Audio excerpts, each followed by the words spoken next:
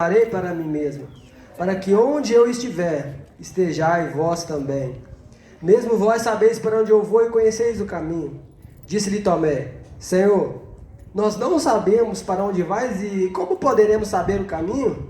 Disse Jesus: Eu sou o caminho, a verdade e a vida, e ninguém vem ao Pai a não ser por mim. Se vós conhecesseis a mim, também conhecereis meu Pai, e desde agora conheceis e o tendes visto. Disse Filipe: Senhor, mostra o Pai, que nos basta. Disse Jesus: Estou há tanto tempo convosco que não me tendes conhecido, Filipe. Quem vê a mim, vê o Pai. Como dizes, mostra-nos o Pai. Não crês que eu estou no Pai e o Pai está em mim? As palavras que eu vos digo, não vos digo de mim mesmo, mas do Pai que faz essas obras. Versículo 21. Aquele que tem os meus mandamentos e os guarda, esse é o que me ama. E aquele que me ama será amado por meu Pai, e eu amarei e me manifestarei a Ele. Nós estamos ministrando a conclusão desse trabalho. Nós vamos estar nos retirando em alguns minutos, mas nós queremos deixar uma palavra ao seu coração, juntamente com essas que nós já anunciamos. A palavra de Deus nos diz que o ser humano foi criado pelas mãos de Deus. Nós não somos consequências de uma evolução, como muitas teorias dizem. Evidências nos apontam, e sobretudo a Bíblia, que nós fomos criados por Deus, e que Deus soprou no primeiro homem, Adão, fôlego de vida. Ele passou a se tornar um ser e uma alma vivente. E quando Deus sopra o fôlego de vida nele, ele começa a ser a imagem de Deus, ele começa a nomear os animais, ele começa a ter uma atuação no jardim. A Bíblia diz que Deus cria uma mulher após a Eva e coloca no jardim junto com Adão. E no meio de tantas árvores, de tantos frutos maravilhosos que Deus deu para eles se alimentarem, e os animais que Deus deu a eles também por alimento, o que se destacava ali não era a beleza do jardim, também não era a beleza dos animais, dos riachos, dos ribeiros e das águas que passavam por ali. O que destacava, o que chamava a atenção no jardim era a presença de Deus. A Bíblia diz que todos os dias, na viração do dia, bem de manhã cedinho, Deus entrava no meio do jardim e conversava com o homem. O homem tinha intimidade com Deus. Mas como todos nós sabemos, o homem, ele comeu de um fruto que não poderia comer. Adão e Eva comeram um fruto que Deus proibiu eles, e o pecado entrou no mundo por causa da desobediência. E quando o pecado entrou no mundo, a consequência foi a perda da presença de Deus. Nós vemos lá Adão e Eva sendo expulsos do jardim, e a presença de Deus já não estava ali mais com ele todos os dias na viração do dia. E a consequência do pecado nós podemos ver no meio da sociedade. Quando a gente liga a televisão, você liga no jornal, você vê que são violências, estupros, pedofilias, homicídios, feminicídios, são chacinas. Nós vemos a consequência do pecado também, doenças, pandemias. Tudo isso são consequências do pecado no meio da humanidade. E o pior de tudo, além dessas consequências todas, a Bíblia diz que a pior consequência é o salário que o pecado traz, que é a morte. E como todos nós somos pecadores, Deus olhou para nós e não viu ninguém melhor do que ninguém. Quando Deus olhou para a terra, Ele não viu ninguém mais santo do que o outro. Quando Ele olhou para a terra, Ele não viu ninguém que pudesse salvar a si mesmo. Se eu fizer boas obras, se eu doar, se eu vender tudo que eu tenho e entregar para os pobres, isso não me salva. Porque o pecado entrou no mundo e me atingiu. Por mais que eu faça boas obras, ainda pode haver um pouco de inveja no meu coração, de ciúme, de ira às vezes, de mágoa, de orgulho, de soberba, de avareza. Isso ainda se caracteriza pecado. Se eu entregasse toda a minha fortuna para os pobres, se eu fosse uma pessoa que distribuísse cestas básicas, isso não é o suficiente para me salvar. Nós estávamos condenados por causa do pecado. E sabe onde o pecado mora? Você já parou para se perguntar onde o pecado nasce? Por que às vezes a gente se ira? Por que às vezes a gente mente? Por que a gente tem esses sentimentos? O pecado nasce no coração do homem por consequência da queda de Adão e Eva. O pecado entrou no mundo e atingiu todo mundo, do maior ao menor, do pobre ao rico, todas as raças. Todos nós fomos atingidos pelo pecado. Então nós precisamos ter a consciência de que Deus, Ele nos amou de uma tal maneira que Ele entregou o Seu Filho unigênito para morrer por nós. Deus nos amou de uma tal maneira que Ele se despiu da Sua glória que Ele se desfez de si mesmo para se entregar por cada um de nós. A Bíblia diz, porque Deus amou o mundo de tal maneira que Ele deu o seu Filho unigênito, para que todo aquele que nele crê não pereça, mas tenha a vida eterna. Então nós podemos agradecer a Deus porque há uma solução para nós. Quando Jesus vem, Ele vem para nos levar de volta para Deus. Mas só o fato de Jesus vir não nos leva para Deus. Precisamos acreditar nas palavras de Jesus. Só o fato de eu saber que Jesus veio à terra não me salva. Eu dizer que Jesus é bom não me salva. Eu frequentar a igreja não me salva. Eu fazer boas obras não me salva. Mas o que me salva? Eu acreditar em Jesus e obedecer às palavras dele. Jesus disse assim: aquele que tem os meus mandamentos e os guarda, esse é o que me ama. E sabe o que os apóstolos pregavam? O Brasil é um país majoritariamente cristão, né? A gente tem diversas religiões, mas a maioria é cristão e eu acredito que todo mundo sabe disso. Que quando os apóstolos ministravam, a primeira mensagem que eles pregavam era um arrependimento.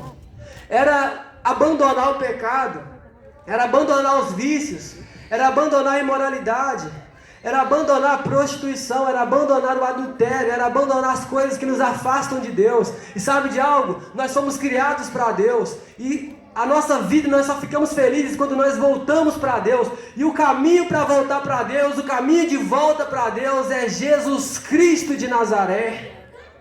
O caminho de volta para Deus é a gente dar as costas para o nosso pecado, é nós abrirmos mão dos nossos desejos, das nossas vontades e olhar para a palavra de Deus. Jesus liberta o homem do pecado, Jesus transforma o homem, e Jesus está dizendo: vinde a mim todos os que estáis cansados e oprimidos, e eu vos aliviarei. Nós estamos vivendo num período de muita incerteza, de muita insegurança, de muito medo, de muito pavor. Nós vivemos um período onde todos estão amedrontados, todos estão se confinando, tomando cuidados com medo da morte.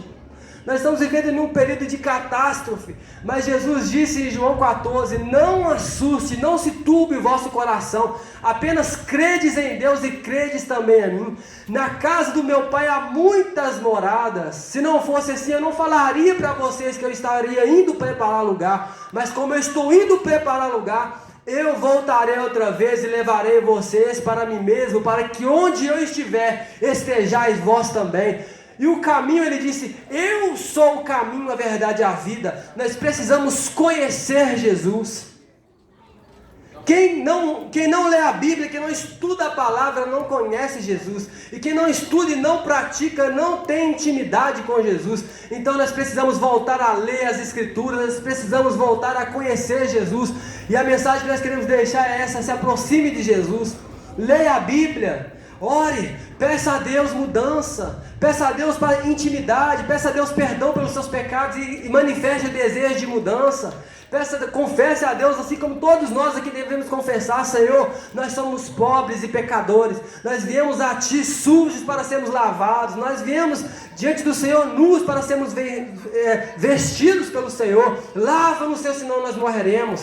A sociedade caminha desenfreada nas suas bebidas alcoólicas, em drogas, em tráficos, em prostituição, em homicídios, em crimes, e ela não percebe que um dia Deus vai pedir conta para todo mundo. Tudo que nós fizemos nessa vida por meio do corpo, quer seja bom, quer seja mal, Deus vai pedir a prestação de conta. A morte não é o fim. Depois da morte, a Bíblia diz em Hebreus que segue-se o juízo. Nós vamos ser julgados por Deus. E se nós não tivermos aceitado Jesus, entregado a nossa vida, honrado a Ele nessa terra, não haverá esperança para nós. Busque a Jesus enquanto você pode achar, porque vai chegar um tempo que não vai ter mais igreja para estar pregando aqui, porque Jesus vai levar ela embora com Ele. Vai chegar um tempo que a igreja não vai poder mais estar aqui com esse microfone na mão cantando, e muitas das vezes algumas pessoas se irritam com a igreja, mas não irrita quando tem música alta cantando palavrão.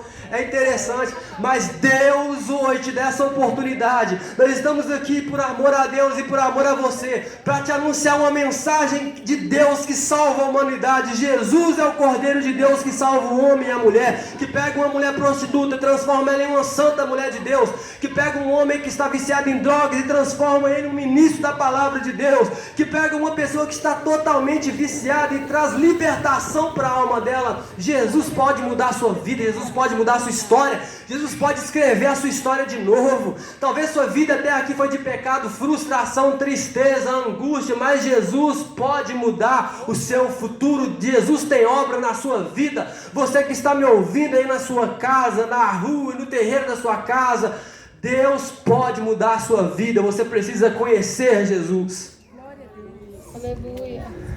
E conhecer Jesus, finalizando aqui, é um processo. Você precisa ler a Bíblia e encontrar Jesus nas páginas da Bíblia. O nosso pecado nos expulsou da presença de Deus, mas Jesus nos leva de volta para Ele. O arrependimento e fé em Jesus, você arrepender e falar: eu acredito nas suas palavras, Jesus, e se lançar sobre Jesus, muda a nossa história.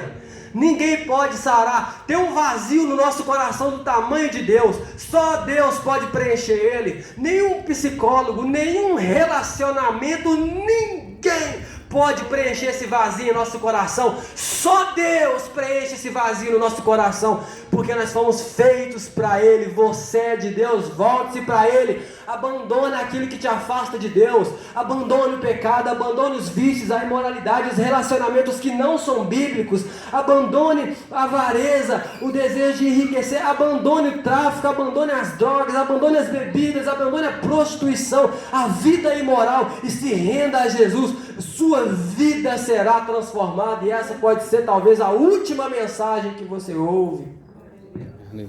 Essa pode ser a última mensagem que você ouve. Tem um louvor que diz assim: meu amigo, hoje tu tens a escolha, vida ou morte, qual vais aceitar?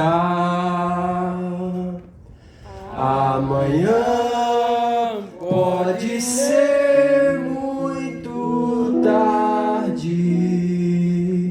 Hoje Cristo te quer libertar. Ao findar o labor desta vida, quando a morte ao seu lado chegar, que destino há de ter sua alma? Qual será no futuro seu lar? Meu amigo, hoje tu tens a escolha,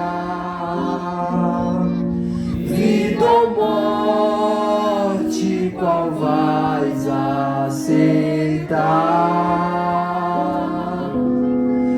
Amanhã pode ser muito tarde. Hoje Cristo te quer libertar.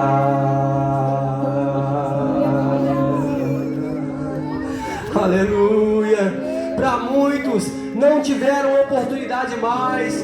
Nós vemos aí um grande funkeiro aí, conhecido no meio dos jovens e adolescentes, o MC Kevin, morreu caindo do quinto andar. Ele nunca imaginou que aquela seria o último minuto dele. Ele sempre dizia: Jesus está voltando, mas nunca teve a atitude de se entregar a Jesus.